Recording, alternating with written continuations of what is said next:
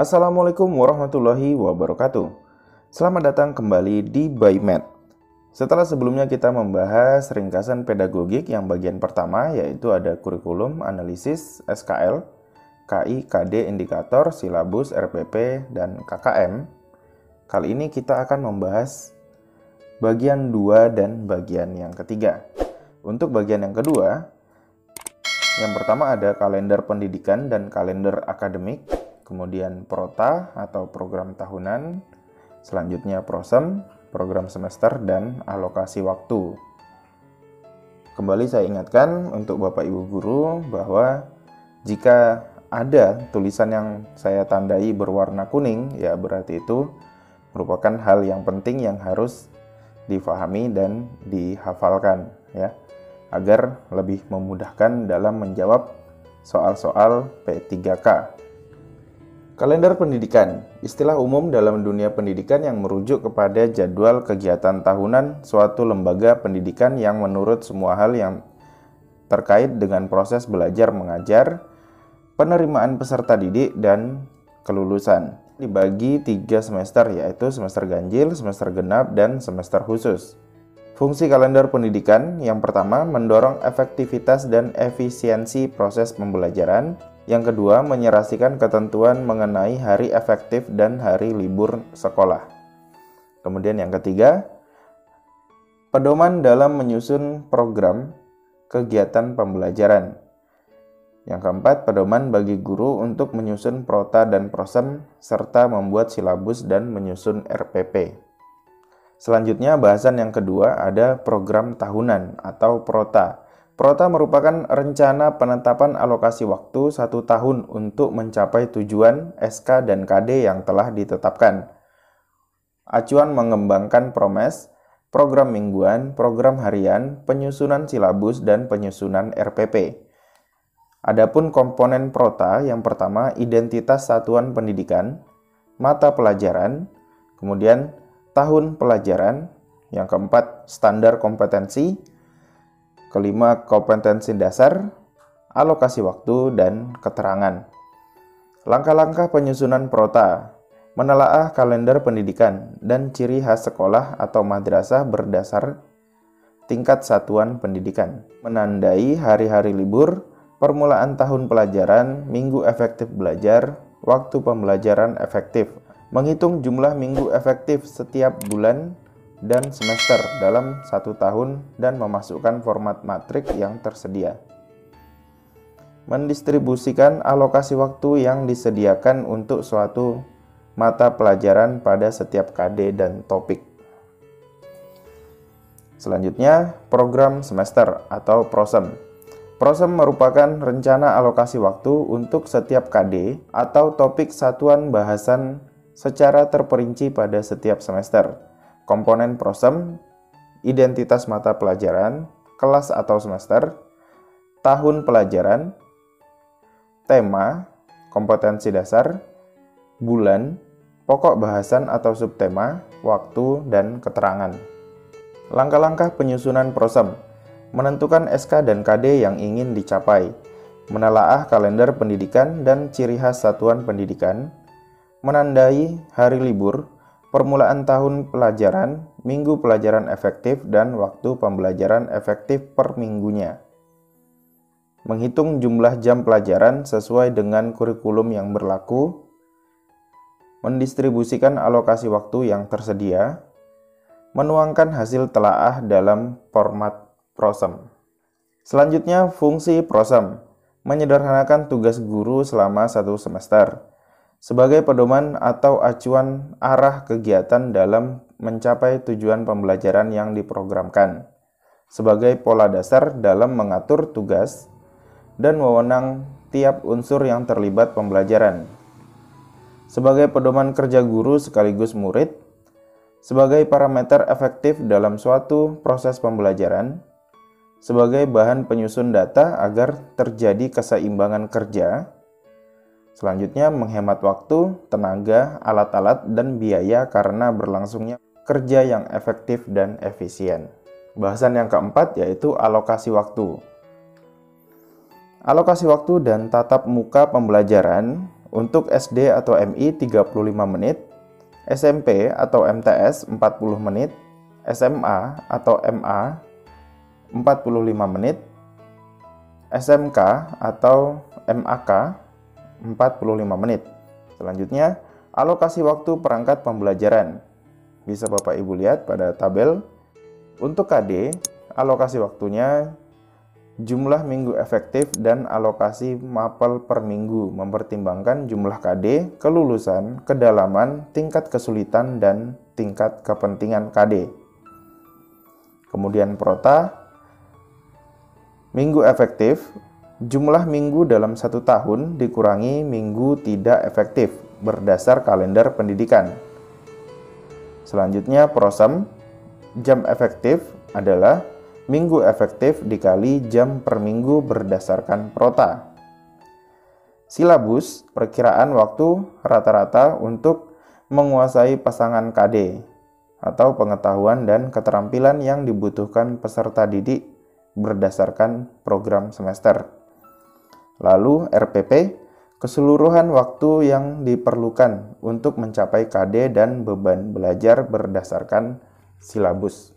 Sekarang lanjut kita bahas bagian yang ketiga. Ada penilaian, analisis butir soal, pengayaan atau remedial, kemudian metakognitif, faktual, konseptual, dan prosedural. Yang pertama, penilaian. Penilaian, proses pengumpulan dan pengolahan informasi untuk mengukur pencapaian hasil belajar peserta didik. Penilaian kegiatan untuk memberikan berbagai informasi secara berkesinambungan dan menyeluruh tentang proses dan hasil belajar yang telah dicapai siswa tersebut. Pengukuran, kegiatan membandingkan sesuatu dengan ukuran tertentu dan bersifat kuantitatif. Teknik penilaian dilakukan sesuai dengan kompetensi dasar. Penilaian sikap menggunakan teknik observasi, penilaian diri, dan penilaian antar teman. Penilaian pengetahuan dilakukan dengan tes tertulis, penugasan, portofolio. Selanjutnya, penilaian keterampilan dilakukan dengan menggunakan teknik penilaian kinerja, proyek, dan portofolio. Pendekatan penilaian yang harus dilaksanakan, yang pertama, assessment of learning, penilaian akhir pembelajaran. Penilaian setelah proses pembelajaran selesai, contohnya ujian sekolah atau madrasah, kemudian bentuk penilaian sumatif. Selanjutnya yang kedua, assessment for learning, penilaian untuk pembelajaran. Penilaian selama proses pembelajaran berlangsung sebagai dasar untuk melakukan perbaikan proses belajar mengajar untuk meningkatkan performa peserta didik. Contohnya, penugasan, presentasi, proyek, dan kuis. Yang ketiga, ada assessment as learning, penilaian sebagai pembelajaran. Penilaian selama proses pembelajaran berlangsung yang melibatkan siswa aktif dalam kegiatan penilaian. Contohnya, penilaian antar teman dan penilaian diri. Prinsip penilaian. Yang pertama, sahih atau valid, didasarkan pada data yang mencerminkan kemampuan yang diukur menggunakan instrumen yang sesuai. Objektif, penilaian tidak dipengaruhi oleh subjektivitas penilai, menggunakan rubrik untuk menyamakan persepsi penilai. Yang ketiga, adil, penilaian tidak menguntungkan atau merugikan peserta didik karena perbedaan latar belakang agama, suku, budaya, adat istiadat, status sosial, ekonomi, gender, dan lain-lain. Yang keempat, terpadu. Penilaian oleh pendidik merupakan salah satu komponen yang tak dapat dipisahkan dari kegiatan pembelajaran. Yang kelima, terbuka. Prosedur penilaian dan kriteria penilaian harus terbuka, jelas, dan dapat diketahui oleh siapapun. Yang keenam, menyeluruh dan berkesinambungan. Penilaian oleh pendidik mencakup semua aspek kompetensi dengan menggunakan teknik penilaian yang sesuai untuk memantau perkembangan kemampuan peserta didik. Yang ketujuh, sistematis. Penilaian dilakukan secara berencana dan bertahap dengan mengikuti langkah-langkah baku, diawali dengan pemetaan, identifikasi, dan analisis KD, serta indikator ketercapaian KD. Kemudian dipetakan teknik penilaian, bentuk instrumen, dan waktu. Beracuan kriteria. Penilaian didasarkan pada ukuran pencapaian kompetensi yang ditetapkan. Lalu, akuntabel. Penilaian dapat dipertanggungjawabkan baik dari segi mekanisme, prosedur, teknik, maupun hasilnya.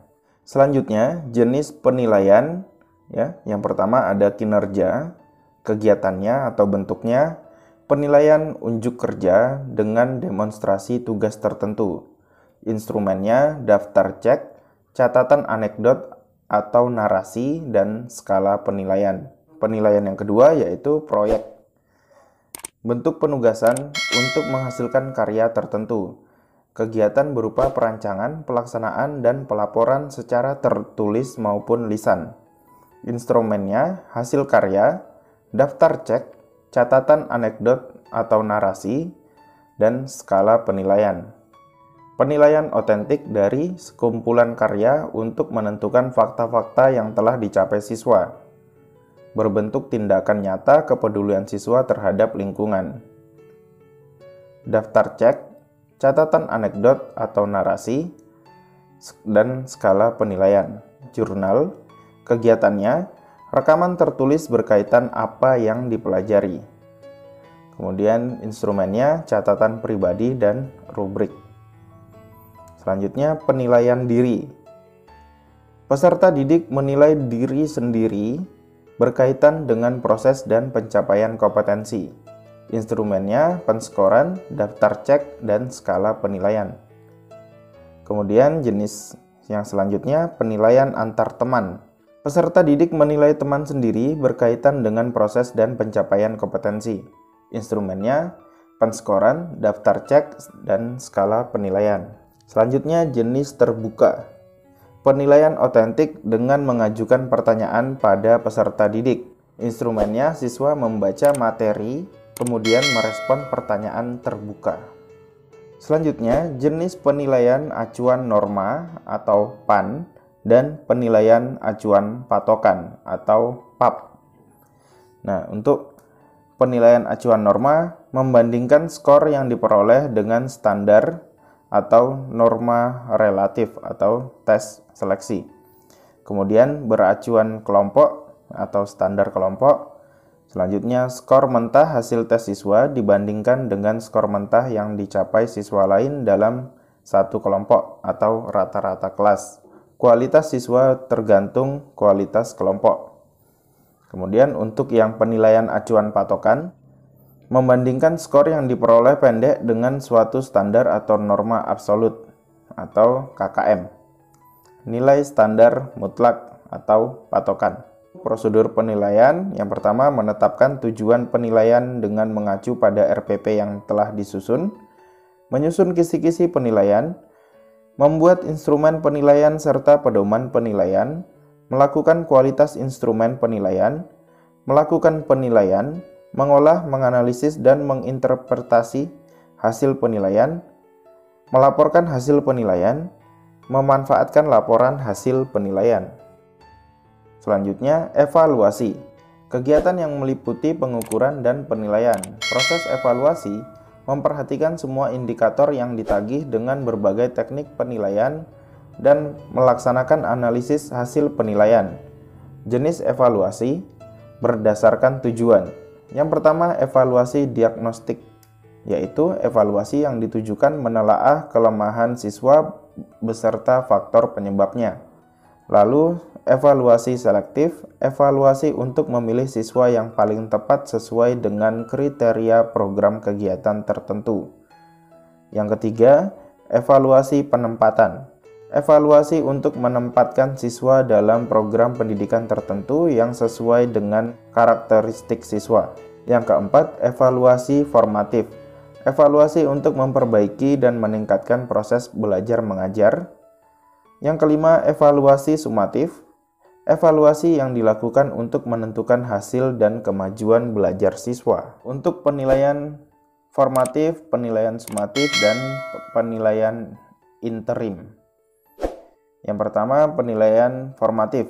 Dilakukan saat proses pembelajaran, unit, bab, kompetensi tertentu berlangsung. Contohnya, kuis, tanya jawab, dan diskusi. Penilaian formatif bertujuan untuk mengetahui perkembangan penguasaan peserta didik terhadap unit, bab, kompetensi yang dipelajari. Hasil dari penilaian formatif yaitu untuk dasar memperbaiki proses pembelajaran unit, bab, kompetensi yang sedang dipelajari agar peserta didik mencapai penguasaan yang optimal. Selanjutnya, hasil penilaian formatif tidak digunakan menentukan nilai rapot. Untuk penilaian sumatif dilakukan pada akhir pembelajaran unit, bab, atau kompetensi tertentu, contohnya ujian kenaikan kelas, UTS, UAS. Kemudian penilaian sumatif bertujuan untuk mengetahui pencapaian peserta didik dari pembelajaran yang sudah berakhir. Hasilnya merupakan bukti mengenai apa yang dikuasai oleh peserta didik. Lalu, hasil penilaian sumatif digunakan untuk menentukan nilai rapor, naik kelas atau tinggal kelas, dan lulus atau tidak lulus. Kemudian penilaian interim dilakukan saat pertengahan pembelajaran durasi lebih lama dari penilaian formatif. Contohnya, ulangan harian, tes tulis, laporan, dan makalah. Penilaian interim bertujuan untuk memeriksa pemahaman siswa terhadap satu topik secara utuh. Bahasan selanjutnya yaitu penilaian hasil belajar. Yang pertama, perencanaan penilaian dan pengembangan perangkat. Pelaksanaan penilaian atau pengujian. Lalu selanjutnya ada penyekoran, pelaporan, pemanfaat hasil penilaian, perencanaan penilaian atau pengembangan perangkat. Jadi caranya yaitu mengumpulkan, menganalisis, dan menafsirkan. Tujuan penilaian oleh pendidik untuk memantau dan mengetahui proses kemajuan dan perbaikan hasil belajar peserta didik secara berkesinambungan. Oleh satuan pendidikan untuk menilai pencapaian SKL untuk semua mapel. Oleh pemerintah untuk menilai pencapaian kompetensi lulusan secara nasional. Ciri-ciri penilaian kelas. Yang pertama, belajar tuntas. Penilaian otentik. Yang ketiga, berkesinambungan berdasarkan acuan kriteria, lalu menggunakan berbagai teknik instrumen penilaian. Selanjutnya, penilaian diatur dalam Permendiknas RI nomor 20 tahun 2007 dan PP nomor 19 tahun 2005 tentang Standar Nasional Pendidikan. Bab 1 Pasal 1, Ujian, kegiatan yang dilakukan untuk mengukur pencapaian kompetensi siswa sebagai pengakuan belajar dan atau penyelesaian dari suatu satuan pendidikan peserta didik. Yang kedua, ulangan, proses yang dilakukan untuk mengukur pencapaian kompetensi peserta didik secara berkelanjutan. Kemudian, analisis butir soal, langkah penulisan tes, yaitu perumusan tujuan tes, penentuan bentuk pelaksanaan tes, penyusunan kisi-kisi, penulisan butir soal, penelaah butir soal, uji coba atau analisis, kemudian perakitan soal atau perangkat tes, selanjutnya pelaksanaan tes. Langkah penulisan butir soal, menentukan tujuan tes, menentukan kompetensi yang akan diujikan, menentukan materi yang diujikan, menetapkan penyebaran butir soal berdasarkan kompetensi, materi, dan bentuk penilaiannya, menyusun kisi-kisi atau tabel spesifikasi tes, menulis butir-butir soal dengan mendasarkan aspek-aspek yang tercantum pada kisi-kisi, melakukan telaah soal atau validasi soal, melakukan uji coba soal, analisis soal secara empiris, memperbaiki atau merevisi tes, merakit tes dengan menyiapkan komponen-komponen pendukung untuk penyelenggaraan tes. Langkah selanjutnya melaksanakan tes dan menafsir hasil tes. Kisi-kisi merupakan spesifikasi yang memuat kriteria soal yang akan ditulis yang meliputi KD yang akan diukur, materi, indikator soal, bentuk soal, dan jumlah soal. Fungsi dan tujuan pembuatan kisi-kisi. Untuk fungsinya yaitu panduan atau pedoman dalam penulisan soal yang hendak disusun. Penulisan soal akan menghasilkan soal-soal yang sesuai dengan tujuan tes. Penulisan soal yang berbeda akan menghasilkan perangkat soal yang relatif sama. Menselaraskan perangkat soal sehingga mempermudah dalam proses evaluasi. Sedangkan untuk tujuannya, untuk memastikan butir-butir soal mewakili apa yang seharusnya diukur secara profesional.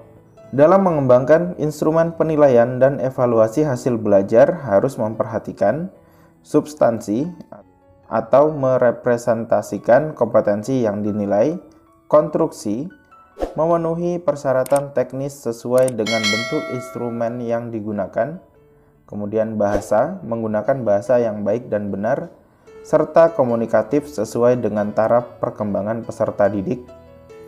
Selanjutnya penyusunan kisi-kisi. Yang pertama menentukan KD yang akan diukur, memilih materi esensial representatif, merumuskan indikator yang mengacu KD dengan memperhatikan materi. Langkah penyusunan kisi-kisi yaitu analisis silabus, menyusun kisi-kisi, membuat soal, menyusun lembar jawaban, membuat kunci jawaban, dan menyusun pedoman penskoran. Bahasan selanjutnya yaitu pengayaan atau remedial. Pengayaan diberikan pada peserta didik yang telah melampaui KKM dalam bentuk program pembelajaran untuk pendalaman dan perluasan kompetensi yang dipelajari. Jenis pengayaan yang pertama, belajar kelompok, yaitu sekelompok peserta didik memiliki minat tertentu diberikan tugas untuk memecahkan permasalahan, membaca di perpustakaan terkait KD, pemecahan masalah nyata, proyek atau penelitian ilmiah. Yang kedua, belajar mandiri. Secara mandiri peserta didik belajar mengenai sesuatu yang diminati, menjadi tutor bagi teman yang membutuhkan, kegiatan berupa tugas proyek, penelitian ilmiah, pemecahan masalah nyata yang diminati secara individu. Yang ketiga, pembelajaran berbasis tema. Memadukan beberapa konten pada tema tertentu sehingga siswa dapat mempelajari hubungan antar berbagai disiplin ilmu. Selanjutnya, remedial. Merancang program remedial membantu peserta didik memahami kesulitan dan cara menyelesaikan, diikuti perbaikan strategi belajar dan sikap. Diberikan pada siswa yang belum mencapai KKM. Tujuan remedial, pembelajaran dirumuskan sesuai dengan kesulitan peserta didik. Jenis remedial yang pertama, siswa yang remedi di atas 50%, maka pemberian pembelajaran dengan metode berbeda. Yang kedua, siswa yang remedi 20-50%, maka dilakukan remedial kelompok atau penugasan berkelompok. Selanjutnya, jika siswa remedi 20%, maka dilakukan pembimbingan secara khusus atau tutor sebaya. Yang keempat, apabila masih ada yang remedial, meski nilai sudah telah diolah, kita sebagai wali kelas memanggil orang tua untuk diskusi mengatasi kegagalan siswa. Yang kelima, apabila masih ada yang remedial, meski nilai sudah diolah, kita sebagai guru pelajaran mengadakan diskusi dengan dewan guru. Selanjutnya, strategi remedial. Yang pertama, pemberian bimbingan secara individu, guru sebagai tutor dan peserta didik mengalami kesulitan yang berbeda-beda. Yang kedua, pemberian bimbingan secara berkelompok. Beberapa peserta didik yang mengalami kesulitan yang sama. Selanjutnya, pemberian pembelajaran ulang dengan metode berbeda dilakukan untuk semua peserta didik yang belum mencapai ketuntasan dan mengalami kesulitan belajar. Yang keempat, pemberian tugas-tugas latihan khusus, yaitu pelatihan intensif untuk membantu menguasai kompetensi. Dan yang kelima, pemanfaatan tutor sebaya, teman sebaya atau senior yang memiliki kecepatan belajar lebih. Selanjutnya, prinsip remedial. Yang pertama, adaptif. Program pembelajaran remedial hendaknya memungkinkan peserta didik untuk belajar sesuai dengan kecepatan, kesempatan, dan gaya belajar masing-masing. Pembelajaran remedial harus mengakomodasi perbedaan individual peserta didik. Yang kedua, interaktif. Memungkinkan peserta didik untuk secara intensif berinteraksi dengan pendidik dan sumber belajar yang tersedia. Yang ketiga, fleksibilitas. Metode mengajar yang sesuai dengan karakteristik peserta didik. Yang keempat, umpan balik. Informasi yang diberikan kepada peserta didik mengenai kemajuan belajarnya perlu diberikan sesegera mungkin. Yang kelima, kesinambungan. Program pembelajaran reguler dalam pembelajaran remedial merupakan satu kesatuan. Dengan demikian, program pembelajaran reguler dengan remedial harus berkesinambungan, dan programnya selalu tersedia agar setiap saat peserta didik dapat mengaksesnya sesuai dengan kesempatan masing-masing. Pembahasan yang keempat yaitu metakognitif, faktual, konseptual, prosedural. Yang pertama, metakognitif. Kesadaran seseorang tentang bagaimana ia belajar, kemampuan untuk menilai kesukaran suatu masalah, kemampuan untuk mengamati tingkat pemahaman dirinya, kemampuan menggunakan berbagai informasi untuk mencapai tujuan, dan kemampuan menilai kemajuan belajar sendiri. Instrumen yang digunakan adalah angket dan wawancara. Contoh, pengetahuan tes kognitif, pengetahuan bahwa diri sendiri kuat dalam mengkritisi esai namun lemah menulis esai. Selanjutnya, faktual. Elemen dasar yang harus diketahui peserta didik untuk mengetahui, mempelajari suatu ilmu atau menyelesaikan masalah di dalamnya. Contoh, pengetahuan tentang terminologi, pengetahuan tentang detail elemen yang spesifik. Penerapan dalam pembelajaran, yaitu kosakata teknis, simbol-simbol musik, legenda peta, sumber daya alam pokok, sumber-sumber informasi yang reliable. Yang ketiga, konseptual. Hubungan antar elemen dalam struktur besar yang memungkinkan elemen berfungsi bersama.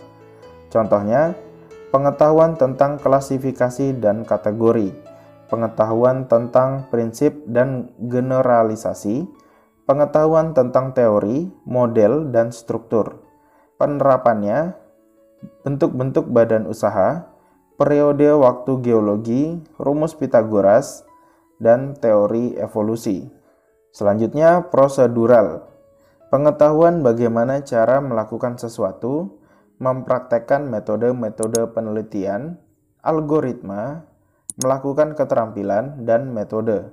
Contohnya, pengetahuan tentang teknik dan metode dalam bidang tertentu, pengetahuan tentang kapan harus menggunakan prosedur yang tepat.